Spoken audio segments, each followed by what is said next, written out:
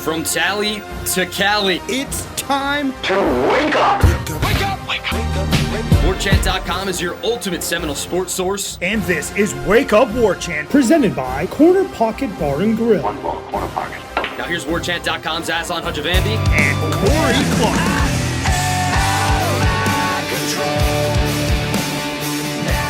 Wake up! What is up, everybody? It's Wake Up Warchant, presented by Corner Pocket Bar and Grill. Coming up on today's show, final practice that we can watch, observations coming your way, big picture thoughts on the spring thus far, and an interview with an all-time great, Tommy Polley. Wake Up Warchant, presented by Corner Pocket Bar and Grill, Tallahassee, Florida. CPTallybar.com, the website, 2475 Appalachia Parkway. Usually we tell you to go there for lunch. I'm not going to tell you not to go there for lunch, but I'm telling you to maybe hold out. Try and make it to like 5 o'clock. Meet and greet. Jeff Cameron, Corey Clark, live in the flesh, shaking hands, telling you about how awesome your favorite football teams looked all spring long. Free of charge. Why not do it, everybody? Corner Pocket Bar and Grill, 2475 Appalachia Parkway. Meet and greet, part of our spring weekend bonanza, the spring showcase bonanza. Also a live on-site pregame show at Hotel Indigo with a meet and greet. I think, sure. Right? Or maybe okay, just, yeah, maybe sure, just a man. meet and greet at Hotel Indigo on the day of the game. So who loves you? We do. Come on out, hang out, say hello. Gang will be out there Friday and Saturday. Let me pull this thing up just to triple check. Yeah, pregame show noon, meet and greet 2 o'clock at Hotel Indigo. Then a post-game call-in show with Gene Williams and Tom Lang 10 to 15 minutes after the conclusion of the showcase. So if you don't have weekend plans, now you do. Now you do, everybody. Corey, how are you?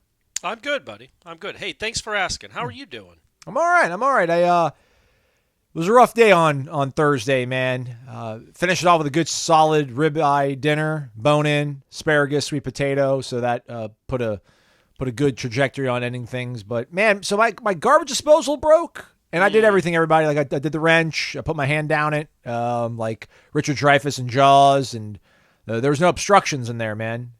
So I called, and they're like, oh, we have a repair service. They can just come by and fix it. I'm like, oh, great, perfect. Because I installed it, and it wasn't easy. It was not an easy install, the garbage disposal. So I don't want to have to reinstall a new one. Then they run my address and like, oh, yeah, we don't have anybody around there. So we're just going to mail you a whole new one. You'll have to install it yourself. I'm like, great. So I got to wait like 7 days out a garbage disposal. So that's a bit of a bummer. But, hey, these are little things in life, right? Can't you just throw your food in the regular trash bag? Yeah, I could. But here's the thing. I make my eggs every morning, so I just have egg whites. And if I put egg yolks in the garbage can, by like the second day, my house would smell like, roadkill. So Sounds like you need to eat the yolks. Yeah, probably. You need to be the garbage disposal. But it was also good, though. Thursday overall on the whole was a win because of the dinner. And also, again, to meet guys like Coach Anderson from Burley High School in Idaho. Oh, he came up and introduced himself. Did he know that we talked about him on the show? I think so, but they went ahead and found some other establishments to go to. They said they had not been to Corner Pocket yet. I'm like, that's fine. Just make sure you get out there Friday, 5 o'clock, shake some hands. So sounds like he's on board. But let's go Burley. I think the Bobcats. That seems right. What else could it be? The Bears? I guess it could be the Burley Bears. I need to double check that. But go win states, guy. They were just gushing about how impressive Mike Norvell and this football program is schematically, culturally. It was cool to hear their perspective on things. So, yeah, the Bobcats. Did I say Bobcats? I think you did, buddy. Okay, Burley High Bobcats. Let's go, guys. We got a team in Idaho now, everybody, so that's awesome. But then you could tell, like, after, 2 minutes or so of, chewing the fat, and he's like, oh, so where's Corey? I'm like, oh, yeah, never enough. Now I'm like Mike Golick felt, right? This is just you know, I'm just I don't know. chopped liver. Yeah, I'd say you're more like who's the guy that hosted Around the Horn? Max Kellerman or Tony Reale? No, Tony Reale, Oh. and then I'm the Bill Plaschke. No, you're worlds beyond Bill Plaschke, my friend. Worlds. Actually, he is an incredible writer. I know people don't know him from that anymore because who knows any of us from our writing anymore? But he was and is an incredible writer and kind of a buffoon in every other space, but a really good writer. I think he plays a role on that show in some of his columns, but overall, man, that guy is legit. He is a sensational writer. Florida State 2024 football team legit. Looks like it, Corey. Okay. I got some observations. We can go through some of it. We can also talk about some big picture stuff. I don't know if you were able to listen to Coach Norvell's interview after practice, but also Adam Fuller, he said that your guy, Azareye'h Thomas, he said that he was the best, or rather the most improved player. And he admitted not the fallacy of it, but the irony kind of it, where he admitted usually it's your guys that don't play a lot of football are the ones that improve because they have a lot more of their ceiling to kind of reach. He's like, but no, with Azareye'h, he played a whole bunch of football, but he's gotten better every single day. At the end of the interview, I was like, so like, what does it do to have someone like that special? And he's like, well, helps to tackle, helps tackling us, helps tackling the team, helps turn the ball over. Just kind of mentioned that, what Azareye'h is bringing to the table is just kind of on a whole different level, but he's pushing everybody around him, which is also like the real big, jewel of him being here and performing the way he has. So I thought it'd be DJ Lundy, but he did say that DJ Lundy's another guy that, from year 1 to year 2, year 2 to year 3, just constant improvement from DJ. DJ didn't do anything all that special on Thursday, but it was the defense, I think, won the day. And I don't know if we should have probably kept tabs on this, Corey, like the amount of times I think the offense or the defense won the day, but I would think probably pretty close, like 50-50, which is too perfect almost, but that's where your football team is right now, everybody. Yeah, I would say the practices I've watched, and I think I missed 2 or 3 of them, I would say that the defense won probably, if I saw 12 practices, I'd say the defense won 7 and 5. No knockouts. There were no 10-8 rounds. But, some 10-9s here and there. I would think the defense would win by maybe even split decision if it went to the scorecards. But, neither one dominated. Neither one was overwhelming, which is good and bad, but mostly I think because we know what some of these players are, I think it's good. This is quality competition on both sides of the ball. Grady Kelly's a guy that he mentioned has gotten 1 inch or maybe 1 foot better every single practice. Okay. So that's a big difference, an inch or a foot. I think he said inch. Because when he said he's gotten an inch, and I'm like, what? Like he's grown? Like literally he's grown vertically? But yeah, I'm pretty sure he says he's gotten 1 inch better every single day in his climb, I guess you would say. So because if he got 1 inch better through 4, that's barely a foot. You know what I mean? So if he did 1 foot better every day, well, now you're almost you got 2nd and 6? Yeah. Yeah, you're 2nd and manageable. So yeah, that's a big difference between an inch and a foot. But either way, it's good that he's gotten better. Tomiwa is a guy that he thinks is going to help them, which is like kind of like low key code for he's gonna play probably a substantial amount. Marvin Jones Jr., Marv as he calls him, likes to call Sean Murphy Murph. Okay. He low key likes to call Conrad Hussey Connie.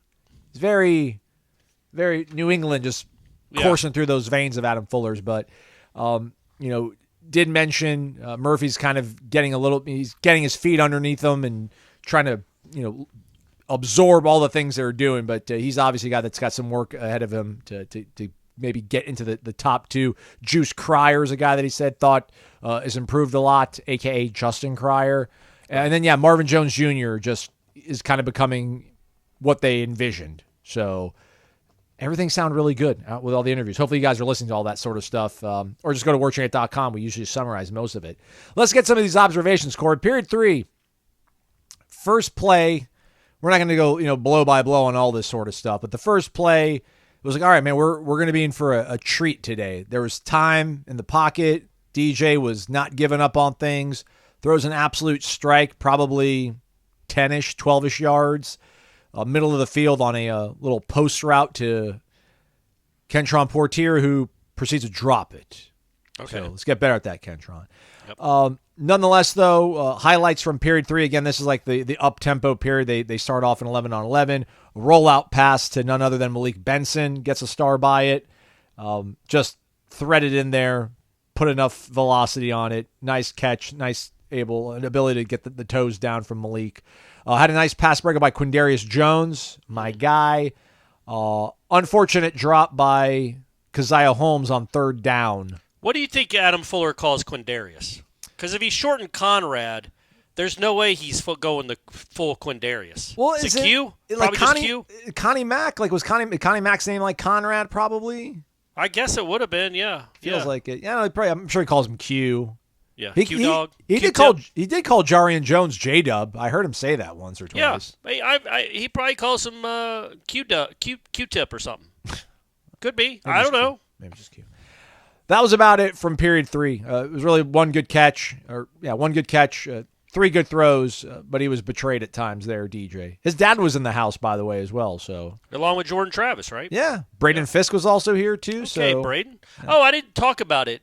Did you see what I tweeted out from the Warchant account over the weekend when I think Verse and Benson it was Saturday afternoon, so I was at the baseball game. I look over the railing. Yeah, they're out running. And Verse and Benson are out there completely by themselves, running sprints and then pushing a tire back and forth to each other, like one of those big monster truck tires. Shirts on or shirts off? Shirts on, which was too bad. But even still, just because I appreciate the human form, everyone, get over yourselves. I do. But I thought that was kind of cool that they're here still and they're working out with each other with nobody pushing them, no agents, no conditioning coaches, just them out there by themselves. And the hay's already in the barn. Amen. Like, you know what I mean? They're already going to be drafted wherever they're going to be drafted. There's no more people to impress. And they're still just on their own on a hot Saturday out there doing that. I think that says something about who they are, and it probably means they might do okay at the next level if they have that kind of drive. One-on-ones, Corey, which apparently our guy Matt Lacerre says they've been doing one-on-ones. They just do it inside in the IPF while we're usually walking back up to Hauser to get a look on what's going on outside. I don't know if that's true or not. That's not true. Okay, sorry. Yeah, there you go, Matt. Matt, come on, man. I mean, the one-on-ones typically last 2 or 3 periods. We wouldn't miss all of them. You know what I mean? Anyway, go ahead. Malik Benson just absolutely put Jabril Rawls in the spin cycle. I don't know what happened to Jabril, but like the first move, he got lost on it, and then Malik proceeded to make like 3 other moves. Everybody oohed and awed, like from the field level to everybody that was watching up at Hauser. But Jabril, you said Benson, right? Yes. Yeah. Jabril's done a good job though overall. So let's not dog our guy here. I didn't even mean to say his name, but I just said it. It's fine. He's a big boy. It's part of the deal. Speaking of big boys, Hakeem absolutely flattened. Granted, a walk-on cornerback in one-on-ones, but he was getting jammed. Absolutely flattened the kid. Trotted over him, caught the pass. Okay. Looked very good. Jalen Brown, downtown Brown. Going heads up against one of the true freshman cornerbacks who absolutely just got it was a deep ball thrown by DJ. I mean, maybe 45 yards, air yards minimum on it. I don't want to go too hyperbolic, but it was just an absolute bomb. And Jalen Brown just tracked it down the entire way. The cornerback, it was a long way to run. Got his bearings lost, didn't know what was going on, and Jalen Brown just smoothly caught it in stride. Would have been a big touchdown had it happened in an actual football game. And then my guy Quindarius Jones, another pass breakup to cap off the one-on-ones. Q-Dog. Arf. By and large, man, the defense I thought had won the day. There's a moment here, like during 7-on-7s, where I think the offense kind of found some rhythm core. But it was a lot of short passing on Thursday. It was a lot of short pass game. I don't know if it was designed that way or that's just the way the defense played Thursday, but there was not a lot of deep shots in 7-on-7 or 11-on-11. But when we go to period 13, back inside, 11-on-11 period, DJ hit Darian Williamson, who I think caught 3 balls on the day that I counted. All right, 21. Yeah, so okay. And it would have been a really big yak, a lot of yards after the catch, had it played out the way it did. Jackson West took a short catch and busted upfield for a solid gain. Old Abs McGee. Can I say the name of a player who lost their lunch at practice, or do we not want to say that? Yeah, don't do that. I would say just because, I would, because we've not brought that up in the past when people have done it, and it makes them look. It's the same thing as like a fight.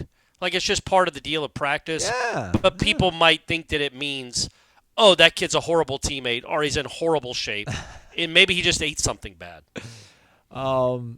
There was a scrap during practice, by the way. Well, who was in it and who won? Yeah, so it was. No, I'm just kidding. These 5 versus these 5. Right. It was after a really good catch and run. And the young man like caught it, busted it down the field, did the whole Norvell thing where like you run and finish out the entire play. And then he got down and got sick. I know sometimes I talk about like Mike being a nice guy, and he is, but he does not suffer fools when it comes to injuries. He doesn't care, man. Unless he'll walk over, and if he senses you're seriously hurt, he'll look up at the catbird seat and be like, "Hey, turn the music off. Let's see what's going on." But man, if you got like loser's limp, you drop the ball, he does not get off the field. Man, he ran over to our guy and almost like dragged him off into the sideline. And it was a whole production to clean up the field afterwards. Young man like laid down for 5 minutes. I'm like, well, his day is done. And then he came back like in period 20 and caught a ball again. So okay, all right. Well, that's good to hear. Resiliency, puke and rally, puke and rally. Yeah, really. Another good catch by none other than Jackson West. Okay. From what is 8-pack. Gonna call him 8-pack. Oh yeah, I'm like, why? I'm like, who's number 9? It's just my 4s look really ugly. Omar Graham. No, it was thrown from DJ. I was trying to see which quarterback it was, but yeah, Jackson West caught that one. What else do we have on here? And then a nice catch by. And this was probably one of the longer down the field completions, but to Landon Thomas. Yeah. And I don't remember who threw it, but it wasn't DJ. It might have been Trevor Jackson. It was one of the nicer catches of the day in terms of just getting the ball down the field and big. Landon's had a nice spring. He has, He's had a nice spring. Jackson West talked about him earlier in the week about how good he is as a blocker, saying he's been really impressed with him as a blocker and his physicality. If that can come up to like a normal college tight end level and be somebody they can use on the edge blocking in the run game, man, he's proven quite a bit in the passing game already. He's got a chance to be something special, I think, by the time he's done, if it all comes together. All right, 7-on-7s, period 15. It was a 21-period day, everybody, so we're getting close to the end of it, I promise. Azarie on Malik Benson. Azarie wins. There you go, 8. Really competitive. Norvell ran over there and smacked him on the helmet, gave him a lot of love. If you listen to the interview with Coach Norvell, Ira asked him about a moment where it was, I'm trying to think, like Nick Young did this, but the shot didn't go down, but it was like just letting the ball release and then turning around and looking at the crowd. Like if you're in the corner shooting a 3-pointer and just looking at the crowd before it even goes in and be like, got it.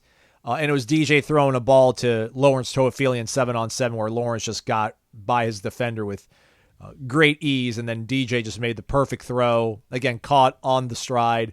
And then Norvell's arms went up immediately as soon as the ball basically left DJ's hand. That was probably the one of the happier moments from Norvell on Thursday. Steph Curry does that occasionally. He'll start running back down court and not even look after he shoots it. KJ Kirkland had a nice PBU. Okay. With his unit out there. Deuce Spann, nice little drag route. Hopefully, I didn't give away too much there, but attaboy Deuce. And then an interception by Charles Lester. Went off the hands of one of the walk-on tight ends, but Johnny on spot to be there and grab it, tip drill, and then he would have taken it back for 6 had it been an actual game. Mission takeaway. Yeah, absolutely. That's right. Well, was he on there? We should triple check that one. Yeah, should look. I don't know if Fuller's done it yet. He might not have tweeted it out yet. No. All right, so then I think it was like this period right here, period 17, where they go red zone 7-on-7. First down to Malik Benson from DJ, and then a touchdown to Landon Thomas. Charles Lester is there. Yeah. No, and Azarie had one. Okay. They had one-on-ones. He had an interception. I wasn't looking at all. I was trying to get all this practice footage up as soon as I could for all you folks. So sometimes I miss some of this stuff. Well, thank God I'm here. Thank God indeed. Yeah. Brian Courtney with the touchdown in 7-on-7 in the red zone. Okay. But then from that point on, man, then the defense kind of really wore them down. Other than a nice screen pass caught by Jaylen Brown that would have gone for big yardage. The defense really clamped things down. A nice pass breakup by Edwin Joseph in period 19, 11-on-11. Then period 20, which I think was the last period of the day, they went 21. I think it was like end of game situation. And other than to catch the Kyle Morlock that extended the drive when DJ was out there, I've got 1, 2, 3, 4, 5, 6, 7, 8 X's for incompletions. Then it came down to a Hail Mary, which was kind of funny because for DJ, I mean, the ball was on the minus 48-yard line, which is just like, you know. Oh, he could do that left-handed. Yeah, that's like 65% of his capacity or whatever. But he threw it perfectly. Like he put it so far. I mean, he scraped the rafters of the IPF, but set it up to give his guys opportunity to cluster around and try to catch the Rainmaker, ball. threw it really high. Yeah. And Earl Little just came out of nowhere and almost picked it off, but ended up going off his hands and falling to the field, and that was the way practice ended. So, yeah, that last period of 11-on-11, period 20, as well as 19, was just mostly controlled by the defense. So I think we should contextualize it for people because we talked about it after the last practice. But they have 3 scholarship quarterbacks. 2 of them aren't practicing. Yeah. So the defensive backs should win the day. Not that these walk-ons are horrible, especially the Trevor Jackson kid. I think he's certainly a scholarship level player, but he's a walk-on and he's a true freshman. So yeah, they're not getting. When DJ's not out there, they're not getting the normal reps they've been getting for a lot of the spring, with Brock Glenn especially, but then also with Cromanhawk. So I think that's why the defense probably, I'm sure, did win the day, but maybe not having the quarterbacks that they normally have led to some of that. I always want to shout out the trainer that had to deal with cleaning up the mess on the field from the player who got sick. Thankless job those guys have. Like, I was watching one of them carry the tackling dummies off. You talking about like the student manager type trainer? Yeah. Because like those dummies, like they'll line them up, like 5 of them, and then Odell's got his guys going through all of them, and they're all sweating and spitting, and like you see the kid grabbing it, and it's covered and dripping in sweat, and he's like dragging it off the field, and you're like, man. Like I loved Florida State, I still do, but like especially when I was a student, but I don't know, I get a little squeamish about that kind of stuff. But they're out there doing the darn thing, keeping everything running. So. Hey, we all got to start somewhere. That's true. Spoelstra was staying up till 5 in the morning editing film, and now he's the highest paid coach in the NBA. So we all got to start somewhere. Manny Diaz was like editing video at ESPN, like as like a production assistant. Oh, I didn't know that. Really? Yeah, Manny Diaz is gonna like try to get into television, and then I don't know what happened, but he ends up becoming like a coach. And now he's become one of the like Spoelstra. He's become one of the best coaches in America. Just like Eric Spoelstra. Yeah. Same exact trajectory. What are you going to see on Saturday, Corey? What can the people expect from this hybrid sort of scrimmage practice? Not a game. On Saturday, the showcase at 4 p.m. Or should it just be like, hey, man, just have fun with your friends and, just see how big DJ's arm is, and then just go to the corner pocket afterwards and enjoy yourself? Before and after, honestly, go to CP. I don't know. I think what's lent itself to maybe the best of both worlds is you kind of hope when DJ's out there that the offense has a lot of success and it moves the ball down the field, hits some big plays. But when he's not out there, you're not in the defense wins, which it probably will happen because there's walk-ons playing. You're not going to be upset by like, golly, why can't the offense move the ball when DJ's not out there? It's like, well, there's a built-in reason. They don't have great quarterback play right now. So I think you'll get to see the offense make some big plays and hit some plays. You'll get to see DJ and Malik Benson and Lucas and Jaylen Brown, who sounds like he had a good day on Thursday. You'll get to see the new guys, but then you'll also theoretically see the defense do well as well. So you should leave there, I would think, in a pretty good mood as long as there's no injuries. Sorry, I was taking a sip of water there. Tastes good. It's all right. Yeah. The steak lingers, man. Steak lingers. Yeah.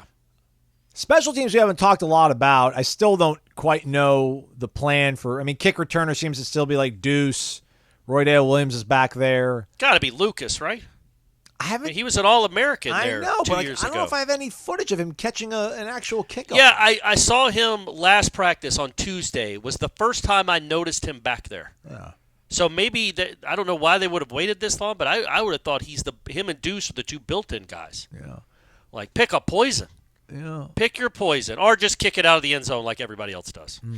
Punts have been Malik Benson, Kai Bates for a certain amount of time. LaWayne McCoy was out there. But Ryan Fitzgerald's had a really good camp, it feels like. I can only really remember off the top of my head one missed kick that he's had. So you might not be able to get a feel for all of that on Saturday. But I think I've seen more than that. He's missed. He's hit a couple off the post. He missed the one the other day that was left from like 40. Just warming up, I'm talking about.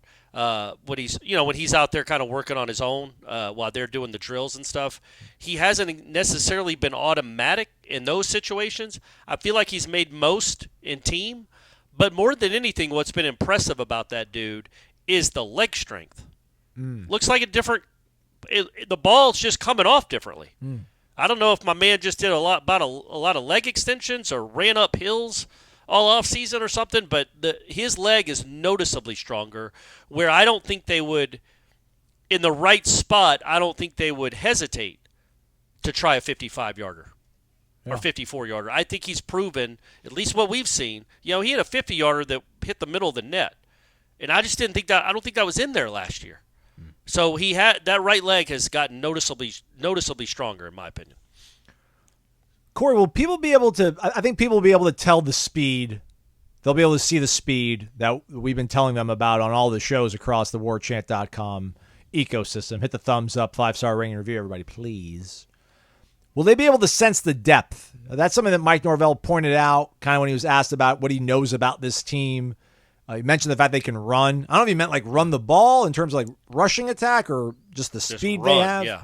But he also mentioned like the amount of depth they have, which, I mean, I guess I kind of get it. There wasn't a lot of proven ability maybe behind the guys like Keon and Johnny and, Braden and Fabian. But to hear him say that, I thought that was maybe like one of the bigger kind of takeaways from what he said, and maybe something that we haven't maybe really talked enough about this spring. If the head coach is this kind of head over heels about the amount of depth he has. But then again, maybe it's not the highest of bars because obviously those first 3 years were such a slog for him. But will people be able to kind of tell that there's a multitude of options at several positions, which is obviously a good thing? I don't know, especially on offense, because, again, the other receivers that aren't playing with DJ, and maybe they all rotate in with him, they're not going to have the best quarterbacks throwing to them on Saturday. So I don't know that that will be on display. And then I don't know how much they're really going to be tackling and chasing down ball carriers and being physical, which is really when depth can come on display. Is like, okay, it's the 60th snap, and you got guys still running full speed, banging into ball carriers. I don't know that we'll see that necessarily. But I just think if you're asking me if I've noticed it, which you didn't, but I don't foresee noticing anything in the spring game that we haven't noticed all spring. I think it's definitely there. I think the competition is better across the board. I do think that the offensive line matches up better with this defensive line because I think the offensive line is better. I think somebody like Bryson Estes, who we've talked about a lot, he adds something. We got Riz not even here yet. He's coming. He's coming. I guess in a couple of weeks. But I just think the offensive line seems to have more depth.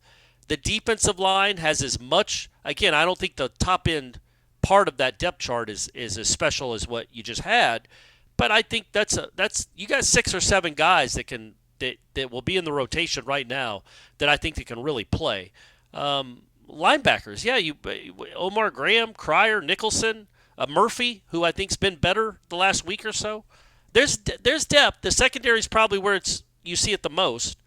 There's definitely depth that you like. It's just not, man. You remember a couple springs ago when it's like, okay, some of these offensive linemen have had off-season surgery, so they're not available. You can hardly run a practice. You can't block these guys. You just can't. And now you can, even with Robert Scott sitting out. You can still block these guys, and I just think overall across the board, because there have been injuries at multiple positions, the way they filled in. Like, let's just say, and this hasn't happened, this is why I'm using an example. If Ventrell Cypress had sprained his ankle 2 weeks ago and was shut down for the spring, well, there's not a big drop-off between him and Q-Dog. You know what I mean? There just isn't. You got guys at multiple positions now. Ashlyn Barker, Conrad Hussey. There's not much of a drop-off there. There's just depth. There's more quality depth on this roster than any roster he's had. Again, last year had some special stuff that I don't know that you have this year. And that could be the difference between 13 wins and 10 wins. I don't know. But I do know the depth chart from 1 to 85, or whatever it'll be after the portal's done, 1 to 79. I know it's the best depth he's had since he's been here. All right. It's real college football players, man. It's real guys. I think, and the cool thing is, I think Cryer's going to be a player, man. Don't know about Nicholson yet. That doesn't mean I've given up on him. No, I just think Fuller talked highly about Blake. Said now that when there's plays to be made there, he expects Blake to make plays. Like that's how far along he's come. He's definitely. I just think Cryer's made some more flash plays than Nicholson. But yeah, Nicholson hasn't looked overwhelmed by any stretch. But that's what's cool about it is you've got some guys that maybe they don't start. Maybe it's Lundy and Murphy that are starting, or Lundy and Omar Graham. But behind them, unlike the last few years, you've got guys that you're actually excited about. I think guys that might be taking a big jump and might be really good players. I just think they're. And that's probably, I would say, Aslan, would you say linebacker is probably their weakest position on a whole as far as proven guys? Tight end? Yeah, Morlock, I guess. It's Morlock, and then nobody else has done anything, so that's true. Next time you got like Morlock and Lundy, really, right? And then it's kind of like those are your yeah. And then everything else is like So it's not but just like we don't know. Who knows? It's like you throw your hands up, like not sure yet. But you like just like we talked about. You like what you've seen from Landon Thomas. I like what I've seen from some of these linebackers, but it's just even when it's not a strength on this football team, you do notice the depth, and there is some young talent to be excited about. We'll see if it pans out, but it's some young talent to be excited about, which again hasn't been the case around here for a good long while. And then on the way out, speaking about the portal, according to our Matt Lasser, Jay Toya, UCLA interior defensive lineman and named to watch, started 12 of 13 games last year for the Bruins. Didn't grade out all that well, but Chip's style doesn't portend a great defensive play. But I think he is considered an NFL player. Yeah. That would be I don't know if it's a Braden Fisk edition, but he is a big dude that can move quick. He would be a huge addition, literally and figuratively. LA Times defensive line. LA Times headline: UCLA's defense suffers huge blow with star lineman Jay Toya entering transfer portal. Yeah. I don't know what the connection is between him and Florida State. But yeah, we've heard rumblings about that kid for a few months now, honestly, that if he entered the portal, and I think many people thought he would because of Chip Kelly leaving, that maybe Florida State would have a shot. So we'll see how that goes. That would be again, just a really, really big addition, and that is a name to watch. So yeah, and he's an experienced. He's an older guy. I think this would be his fourth year, so he's probably a one and done. But man, big, huge, physical, and mature, which that recipe worked pretty well last year. Also, Elijah Herring, Tennessee linebacker, 6'3", 230. A bunch of tackles. He led them in tackles. Yeah, led the team with 76. Yeah. Played 12 games, started the last 11 at middle linebacker for the Vols. Tells our Matt Lasser that he would be interested if Florida State were to reach out to him. So there's a proven linebacker for you. How about that, man? Another guy that didn't grade well, but he started every game for a pretty solid SEC program. Starter. I was going to say he's a starter in the SEC. He certainly, even if he doesn't start for you, isn't going to make your defense worse. Yeah. Especially at that position, what we were just talking about. It's going to be interesting, man. Like I feel like if Tennessee is losing their leading tackler, Tennessee, maybe I'm not trying to speak this into existence. I have no inside knowledge.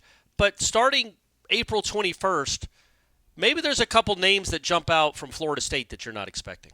I think didn't that happen last year? Like Farmer entered the portal. Yeah. DJ Lundy entered the portal. Yeah. Well, Patrick Payton tweeted about it before the Orange Bowl. So yeah, that's all. There's always that possibility. So that's the day and age we live in. Obviously, Florida State's going to have, like we talked about the other day, we expect at least a handful of guys to get in the portal. We always assume, and rightfully, that they're going to be guys that aren't getting a lot of playing time yet. That are either they've been portaled over, they're just never going to be a contributor here, or they're young and impatient. Which go live your life, but those are usually the criteria. You don't usually lose somebody that's playing a big role in your defense. Yeah. So Greedy is kind of like that, I guess. Like Greedy would have played, right? Yeah. I mean, maybe he's not starting over Earl Little, right? But Adam Fuller likes Greedy Vance. Greedy Vance played here for 2 years, had some big plays, played a lot, and then he's already in the portal. So, the point being, maybe somebody from Florida State that you wouldn't expect puts their name in the portal. Well, that opens up a spot for somebody from another big school. What are you trying to say, Corey? Say it. Say it with your chest. I'm not saying anything. I don't have anything to say. Just that when you see the kid from Tennessee enter, it's like, man, nobody's safe. Tennessee, there's no way Tennessee would have thought our leading tackler from last year is going to be leaving us for another school. Not in the SEC because he's not allowed to, I don't think. Yeah. Or maybe he is now because they that rule change 2 days ago. But yeah, so yeah, that's all. That's all. That just nobody is immune to it. So far, I would say Florida State's biggest loss in the portal since Norvell got here was Durden and Cyrus Fagan, right? Probably. Yeah, probably. Well, I would expect at some point. Hopefully it doesn't happen in the next 3 months. Hopefully it never happens. But at some point there will be a bigger loss than Corey Durden. Just because it's happening to everyone is all I'm saying. Stay safe out there, everybody. Boost your immune system. Don't let the portal ales get to you. Try the Vitamin Energy Immune Plus shot, everybody. 7 hours of energy packed with vitamins. Tastes great. Says that on the label, so that's why I read it. But it really does. Again, Tango Orange. We know where that stands in the pantheon of vitamin energy flavors for your boy Aslan over here, everybody. Number 1 seed. Auto buy. Top liner. 260 milligrams of all-natural caffeine, green tea extract, as well as other vital nutrients that help boost your immune system. I know it's like 90 degrees and pollen's out everywhere, so you're not really thinking about getting like a cold or something, but keep the immune system boosted. And at very least, it's going to taste great and give you 7 hours of energy with 260 milligrams of all-natural caffeine, because that's what Vitamin Energy does. Go to vitaminenergy.com, promo code WarChantBOGO, set up by a warchant.com subscriber listener who actually went to Florida State, competed at the highest levels of college sports, ACC accolades, and then he's like, you know what? People need to get on my level. I'm going to give them energy and vitamins. I'm going to put it all in one little bottle. It's not even 2 ounces. I'm going to give it to them for free if they use the promo code WarChantBOGO. What a dude. What's your legacy out there, everybody, huh? What are you leaving for the next generation? Shake it and take it. Vitamin Energy. Interview. Corey, myself, Tommy Polley, guest coach, coming up right after this. Wake Up Warchant, everybody. You want interviews? We got an interview. An all-time great. We got Tommy Polley with us, joining us here on the program. Tommy, obviously a 5-year NFL veteran, national championship winning linebacker for your Seminoles. Tommy, thanks for taking time out. How's life? Everything's good. Thanks for having me on. Absolutely. Hey, let's start at the beginning of this whole thing. You're from Baltimore. You're a Dunbar poet, one of the great storied programs of Baltimore, Maryland. You helped win 4 state championships in basketball. You win 2 state championships in football on your way out. You also averaged, I think, like 20, 10, and 8 on the hardwood, if I'm not mistaken. I know for you it was always going to be about football, but why Florida State at that point? I know the dynasty was kind of in gear, but not in terms of the fact that, you know, once you arrived, they went to national championships seemingly every single year. What was the recruiting process like for you, and what are some of the other schools that had to fight off Florida State for your services? Well, of course, Maryland was in there in the mix. You had USC of Southern California and the Gators, UF. But it came down basically to relationships and what I felt more comfortable when I went to visit. I felt more comfortable in Tallahassee. It just felt like home, you know, from the day I got there. So, but in basketball, Pat Kennedy recruited me. He offered me early on in the summertime. I was a top 50 player at Dunbar High School. Like you said, we won 4 state championships while I was there. And he offered me, but I told him I wanted to play football as well. So he told me make a tape, a highlight tape. He sent the tape off to the basketball office, and then I really never heard back from basketball. I mean, to the football offices, and I really never heard back from basketball as much after that conversation. I mean, football basically took over the recruitment with Coach Amato, Coach Cottrell, and those guys. And famously, Aslan, Tommy, and this is a true story. I think you verified it with me when you were on my long ago podcast. That Steve Spurrier, when you called Coach Spurrier and said you were choosing Florida State, Spurrier said, "Well, I thought you were better at basketball anyway," and hung up. Yeah, yeah, that's a true story. Yeah, he did that. I was making my calls after I committed. After I said it on signing day, I was calling all the schools that said I wasn't coming. He definitely told me that he thought I was going to be a better basketball player anyway, and hung the phone up on me just like that. But it Yeah, was all and you, good. I think you beat them every year you started. But I was going to Yes. say, Tommy, that in this day and age, we're 25 years, 27 years removed from that.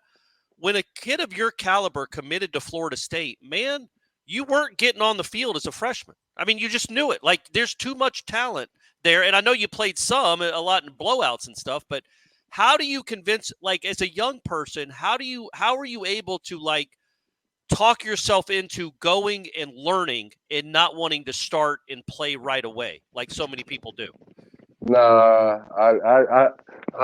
I really thought I could just come in there and take Sam Coward and Yeah, and yeah, Darrell right. Bush Darrell Bush, and, yeah, sure. and Henry Crockett spots. I really thought that. I really, in my whole heart of hearts, I really believe I could do that.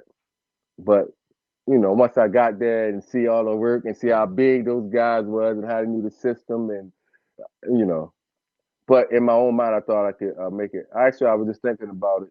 I was crying actually in camp because I wasn't getting no playing time, no time and no reps in camp.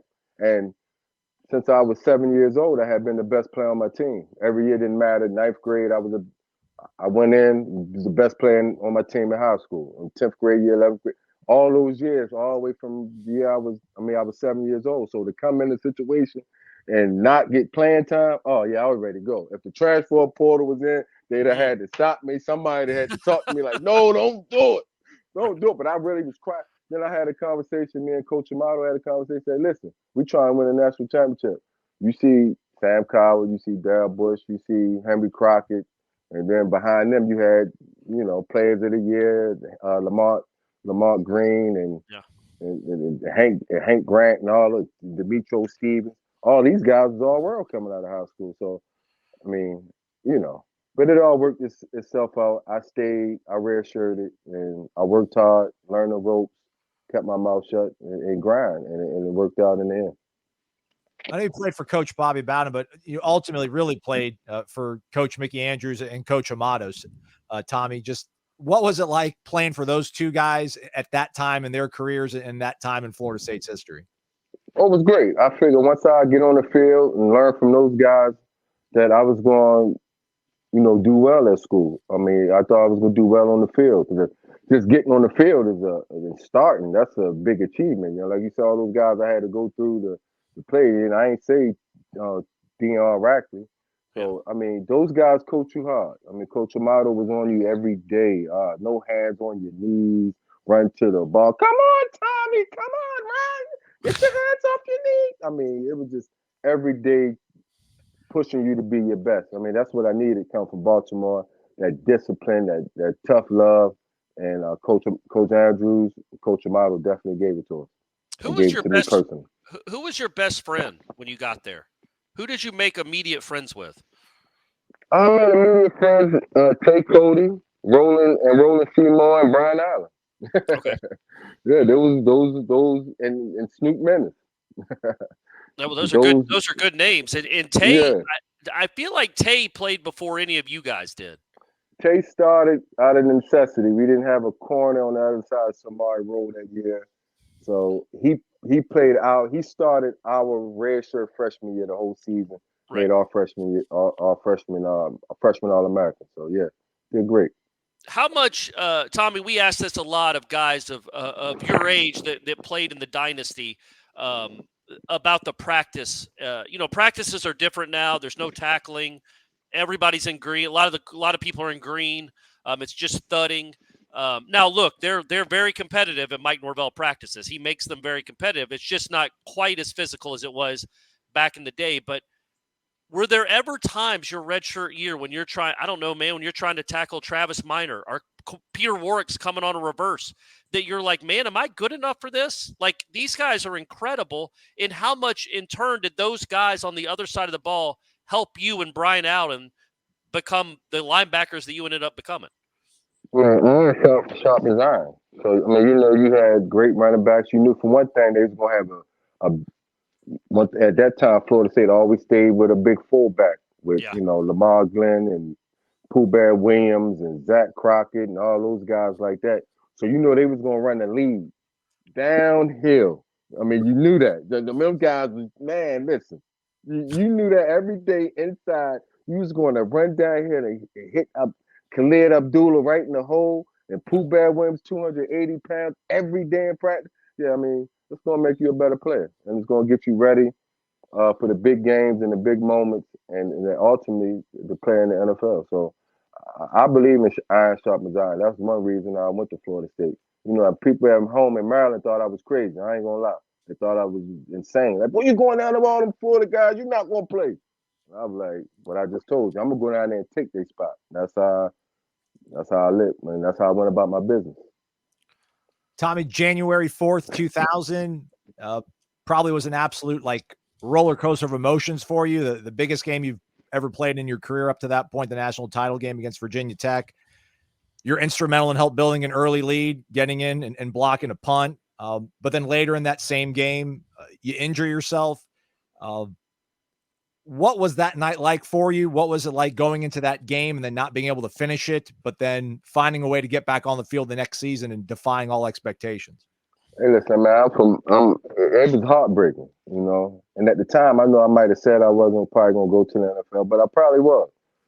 I mean, at home, I'm from Baltimore. We come from really, little or nothing. So I had to, I figured this is my time to, go to the next level because I just had a great season.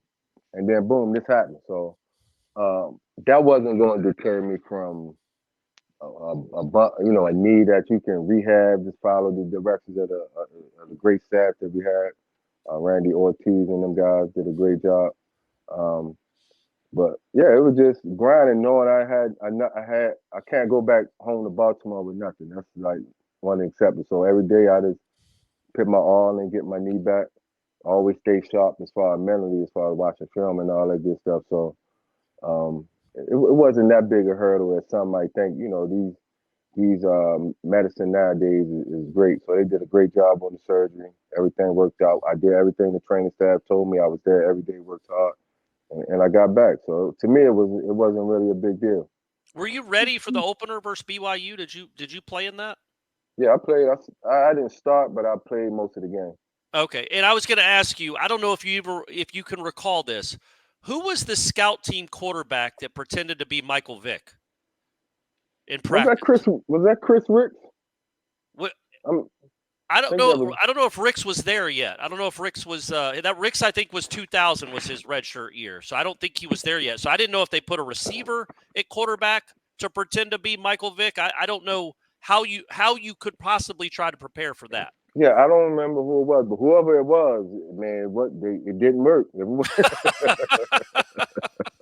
It didn't work. Nah, and you didn't realize how fast he was until you ran past you. Even in the NFL, I mean, it looked like he over there jogging, and you running fast, your hamstrings about to pop. Man, he was just amazing. And then when he squared you up and shake you, and he was tough.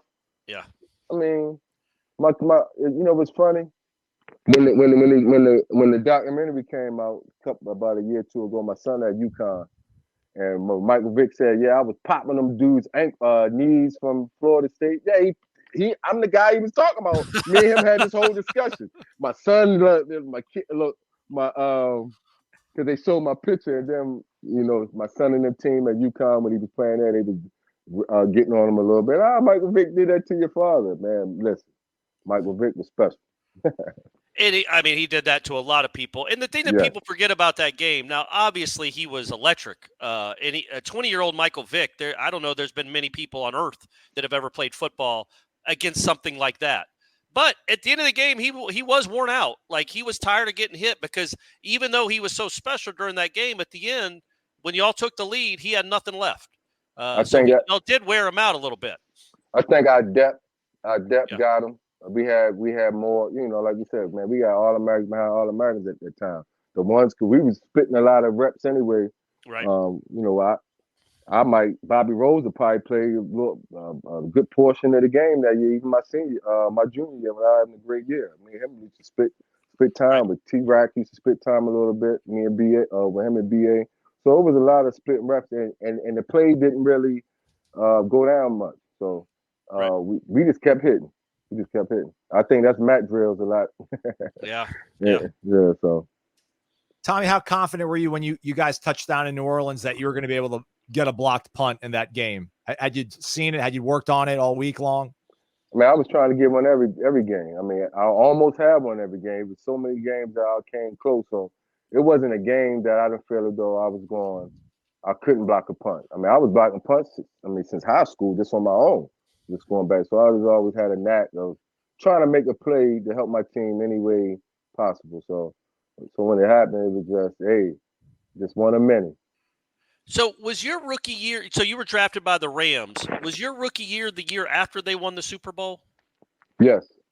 And then did you start right away? Because I know you started a lot that season. I just didn't know. And you had – by the way, for people that don't know, in the loss to the Patriots in the Super Bowl, you had 11 tackles. You led the team in tackles. But did you start right away? And was it the same thing where you go into a team that just won the Super Bowl and you're expecting to start as a rookie? No, they didn't expect me to do really much of anything. They signed Mark Fields to a nice deal from the Saints. I mean, Mark Fields is big and fast, and then they had London Fletcher and plus some other vets. So yeah, they drafted me, but looking at the roster, I mean, you didn't think I was gonna play that much, but I went in there, worked, kept my mouth shut, picked up the playbook. I picked up the playbook probably and finally mastered it probably my second week in the training. I finally got it. The light this bulb just came on, like I got it. And from there on, I just made plays. And I was always, like I said, to the mindset, if you go out there and do your job every day and do what you're supposed to do, come to work on time and do everything, and just go out there and make plays, even the little plays I was getting on special teams. I let that year, I probably was second on the team in special teams tackles as well. And keep grinding. And every time I get in the game, I'm in a plus of doing something, they're going to put you in. So Lovey came to me like week 5 or 6 and say, hey, you starting. And then he threw a little joke in there like, yeah, you probably feel like you're supposed to be starting. I looked at him like, yeah. So, right. I mean, it just always had that confidence that it didn't matter what situation I was going to be in, I was going to come out, victorious. Tommy, is it true that your last game was also Deion Sanders' last game, and you actually got the cleats from him that he wore in that game? That's true. I think so. I think we did. We played in the last game. Yep. How did work? Yeah, I know you weren't expecting that to be your last game, but I don't know how much. I definitely didn't expect it. No, I tell any kid right now, you don't know when. Play every game like your last, because you don't never know when. And I didn't expect it. I knew it was going to be prime last game, so I was just. And probably get them. And he was like, man, you can have them. So it was a muddy game, and them cleats going out. It was, yeah. So you played 5 seasons, and in your last season with the Ravens, you had about 100 tackles. Yeah, I played 6 years. Yeah, 6 years. So I 6 years. With the Saints. Yeah, my last year was with the Saints. Mm-hmm. What happens when you're that productive and all of a sudden you don't have a job anymore? And did you still feel like in 2008, in 2009, even in 2010, guys, I can still play. I can still play NFL football. Man, you gotta listen to what I was just saying. Wherever I went, I earned. I take my spot. I give him my earn.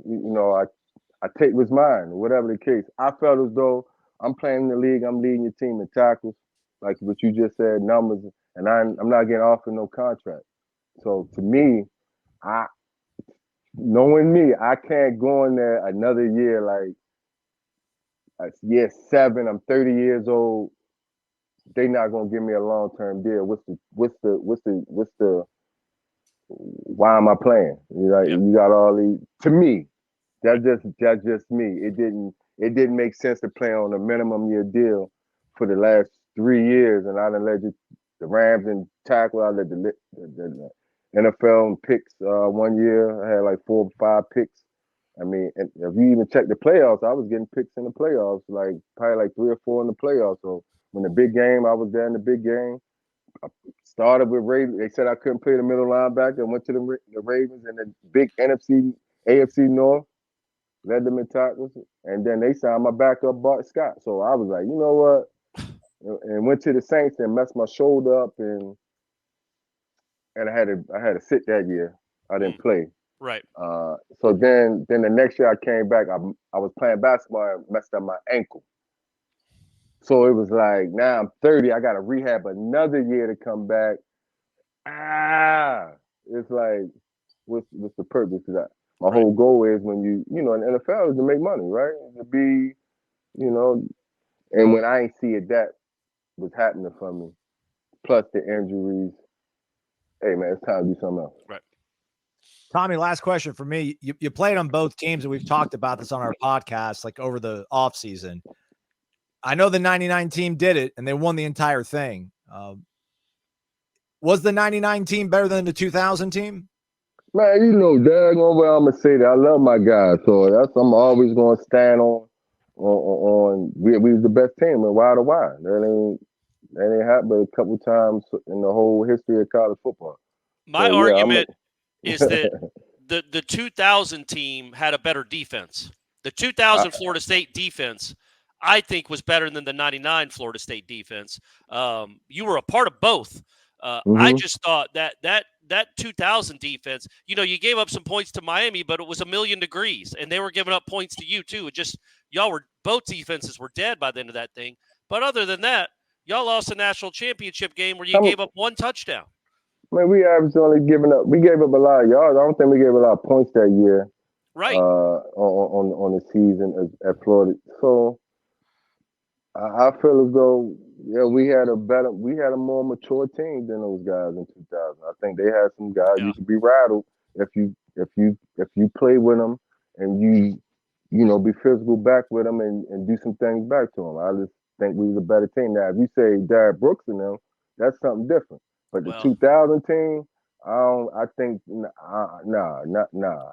I just think our team was a little bit mature. Even that 93 team was a little bit mature with Charlie Ward at the helm and Derrick Brooks, those guys, your leaders. You can't take that out of the equation. And then with Coach Bowden that's leading that charge over Jim, I just think the coaching staff might have been a little better too. You got to look at the whole totality of. I think you're confusing things, man. We didn't ask you about the 2013 team. The 2000 team, the team that lost to Oklahoma. Oh, my bad. That's what that's what I'm saying. I think fault. that 2000 Oklahoma that team that lost to Oklahoma. Jabbo and them. No, I wasn't asking. We weren't asking about that. I think that 2000 defense that you were a part of that lost to Oklahoma in the Orange Bowl. I think that's the best defense Florida State's ever had. 2000 defense? No, I don't. You don't think so? Y'all were really good, man. No, I think the 99 team was probably a little better. All right. Well, y'all had Peter. Yeah. No, I'm talking about defensive. We had Corey Simon. Yeah. And then Jamal, and Jerry Johnson in the middle. That's true. Yeah, the D-line was probably better than the 2000 team. But we lost the Oklahoma team. We didn't score. You already scored 0. You gave up one touchdown and lost the national championship game. The defense was incredible that game. I wanted to ask you, Tommy, did you know that you wanted to get into coaching? Is that something that you always thought you might do when you were going through it at Florida State? No. I was like, Coach, y'all crazy. Y'all sit there all day. Y'all don't go home, man. No. Right. But I always wanted to work with kids. And that was so I was out of it, said I wasn't gonna get back into football, and the football called me back as far as people want information, people wanting to train, people wanting this, and so it was like called me back in, and I've been in it since for the last 10 years and nonstop. And it's been great. The kids keep me young and fresh, keep me in the mix a little bit, so it's been good. And you're coming down to Tallahassee soon, right?